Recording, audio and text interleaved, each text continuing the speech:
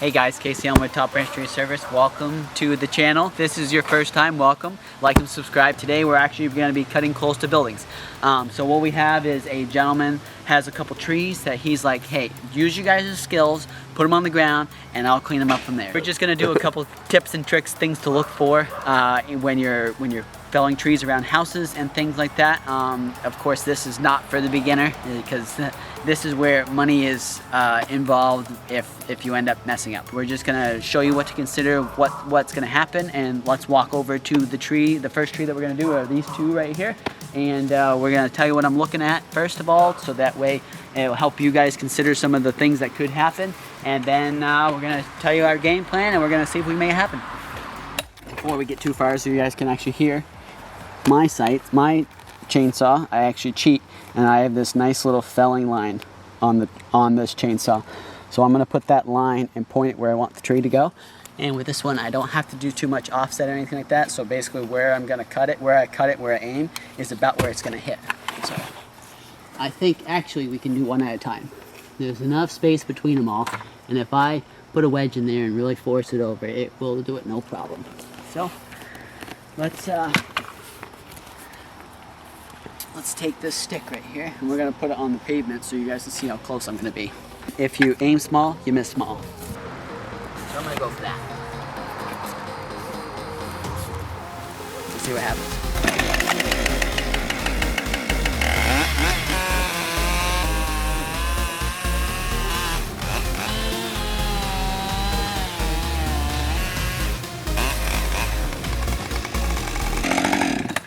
This one has a little slight lean to basically to the driveway, so I shouldn't have to put anything into it. I'm gonna cut nice and slow, leave my hinge a little bit bigger on the back side, so as it goes, if it has more wood, that will hold longer, so that way it doesn't want to go this way for any reason.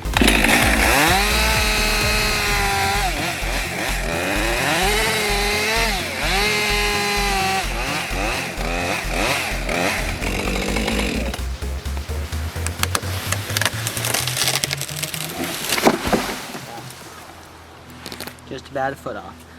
So when we look at our stump really quickly, you can see I started to have a little fiber pull. That means my hinge was starting to be on the big side for this tree. Rule of thumb, basically it's 80% of the total diameter of the tree is how far you go in with your face cut.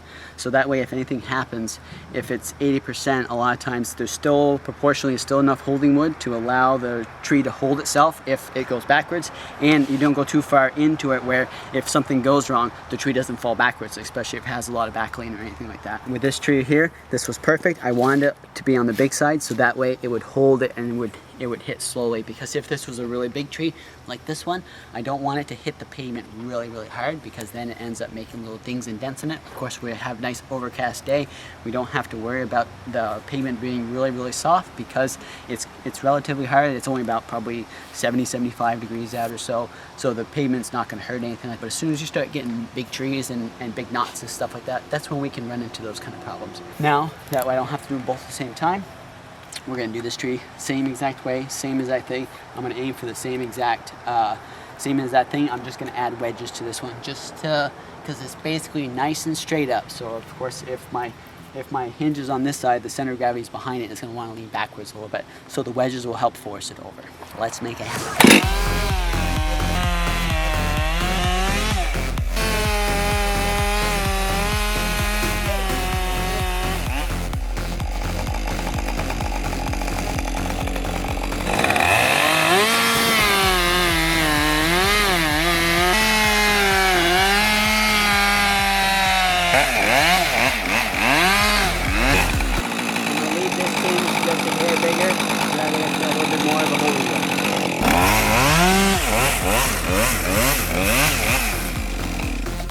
We got a little piece of back strap right here. This right here is holding the tree up if it is leaning backwards, or if it's holding the tree from going forwards. So I'm going to insert a wedge right here, kind of get it a little tight, and then cut that back strap, and then finish off cutting it, and then that way the tree's just going to fall right over. So hopefully I'm just going to put it in there, get it snug, cut it, and the tree should fall on its own, no problem, because there's just enough forward lean that we don't have to worry about it. And there's a lot of weight on that side from all the limbs growing to the sun. That nice little ring is all you have to listen.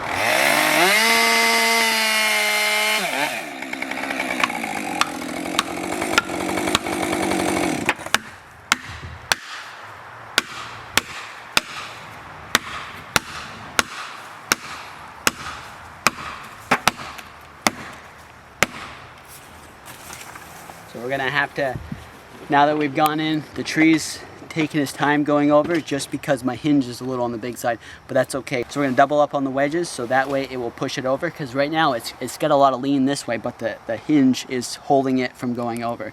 So Ryan's gonna throw a little logger's glue, aka some sawdust, between wedges to allow it to push over. And a lot of times if you have them a little offset, then you drive one at a time, it helps them go over. And be careful, wear your safety glasses, because this is when they want to come flying out sometimes. Nice and easy, let the tree catch up to falling over basically. Yep, you're good. Let her go.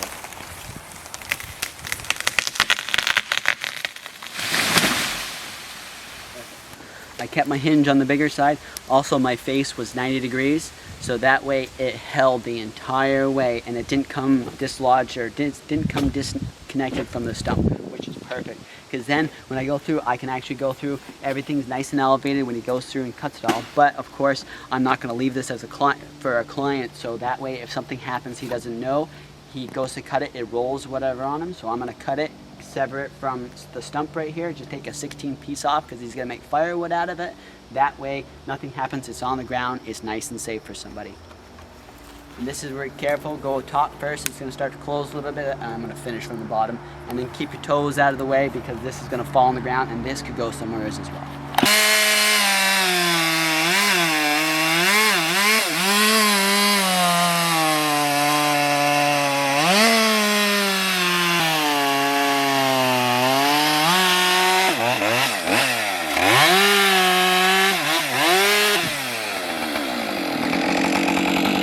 And by that being in the air right there, that means my hinge was holding the entire way, which is great. So that way it continues to steer the tree even as it's falling. So if you want the tree to stay connected, keep them open to 90 degrees or more. If you want it so that way the butt of the tree pops off before it falls on the ground, so like so it will go horizontal, then you keep it less, like a 45 degrees or whatever, but that's your face. But we'll talk about that later anyway. Let's cut this off, and we got 3 more to go do, and we're gonna make a short little trip out of this.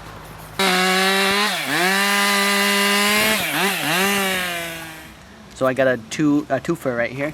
One of them you can see is leaning over the house. We're gonna have to end up climbing that one. And then the one in the back, I'm gonna end up putting it between the house and the well. So what we're gonna do is make sure whenever you're cutting trees like this, make sure you're nice and open so that way you have an escape route, especially on the first couple trees here and there. You wanna take your time, go nice and easy basically. So we're just gonna get this one all ready to go. We're gonna go put it right about where Ryan is right now, in between the well and in between the house. And I'm gonna have a nice big hinge so that way it can go nice and easy. And I'll actually probably put a double hinge in it. I don't want it to rush through this, so that way if it does anything, it will do less damage.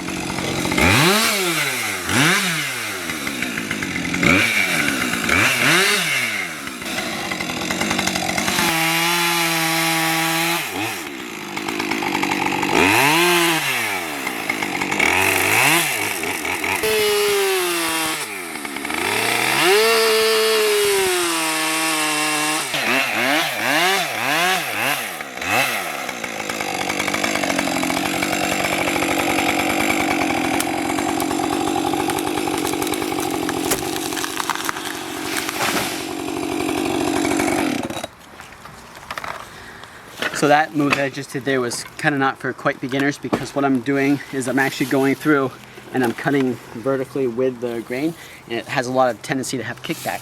But when you come over here, it looks really bad, but it's actually really good. It allows there to be a really big hinge, but without there having the probability or less probability of having a barber chair or anything like that. So this double hinge, what I did is I allowed it so that way the front hinge basically can bend and the back hinge can bend at the same time, but they can both stay connected. So that way I have a slower fall rate. Because if you see here, I had basically only a 10-foot window that I could put the tree between without hitting the eave of the house and without hitting the wellhead, but it was perfectly in there. And I had my hinge was open more than 90 degrees, or at least 90 degrees, so that way when it went down, the hinge stayed connected the whole entire time, which is what I want. So now I'm gonna do the same exact thing with this maple in the back over here. I'm gonna end up boring through the front of it and putting a wedge in it, so that way I can take it and push the whole entire tree back this way, because it doesn't necessarily want to go this way, but we're gonna make it. So with this one here, I actually have to cut it right about here, mostly so that way it's the same height as this tree over here, because if it is down on the bottom and it hits that, then it's gonna want to pull up on the stump, and that's when some really crazy stuff can end up happening, where the tree is trying to fly around or roll like that. But if I cut it up nice and high, then that way when it falls down, this is the same height as that stump over there, because most likely they're gonna be right on top of each other. This is what we always like to call the palm tree cut.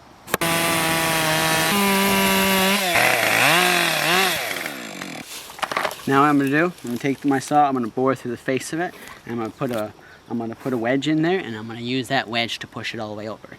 The reason why I'm boring through the face is because this is a small diameter tree, and a lot of my wedges are 8 inches. So by the time that they are intersecting the two faces of this cut right here, they'll end up bottoming out before when it hits this face. But if I bore through it, it will go all the way through it.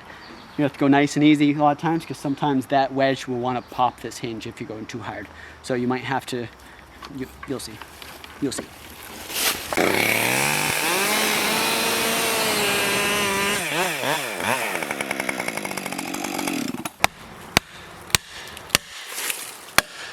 Yep, that's perfect. And I'm actually going to cut a little on the bottom side on each of it. If I'm on the bottom side, when this separates and the tree ends up going, it doesn't want to take my saw with me. If I'm on the top side and I'm over this right here, it will want to take my saw with me. So stay on the bottom side if you can, about a 1/2 inch. I'm going to end on this side because this is my escape route. I'm going to start on that side.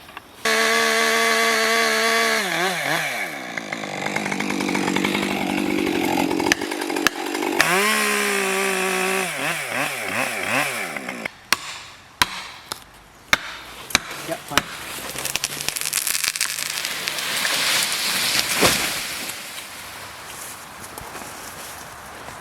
It's as simple as that. I hope you guys learned a little something from this little show and tell we did. Yeah. Basically, these are some nice, easy, simple tips that you can do that might save you a lot of time, might save you a lot of money. So you do it yourself if you're a do-it-yourselfer. Just remember to take everything in consideration. Also, don't be too confident in some of your abilities. Always ask an expert if you're ever second guessing yourself or anything like that, because it's not worth it. It's not worth taking, of course, it's going to be $100 for one of these trees to put them on the ground. It's not worth a couple $1,000 damage if it really went wrong or really went haywire. So, yeah, like, subscribe. If you have any questions or whatever, guys, throw them in the comments. If you're looking to want a video or something that you guys want us to put up, throw it in there as well, and we'll try our best to put it up, at least answer it or something like that. Take care, guys. Happy cutting, and we'll see you on the other one. We're going to cut this one. Oh, it looks great. Let's send it. That's good. Yeah, I think you're done.